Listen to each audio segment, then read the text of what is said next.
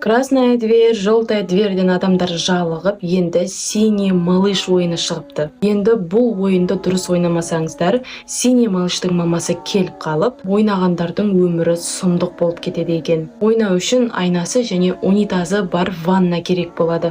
Ваннаға кіріп, есікті құлтап, қолыңызда кішкентай бөпе бардай тербетіп, синий малыш деп 13 рет қайталайсыздар. Егер барлығын дұрыс жасасаңыз, қолыңызда ауырлық сезіне бастайсыз.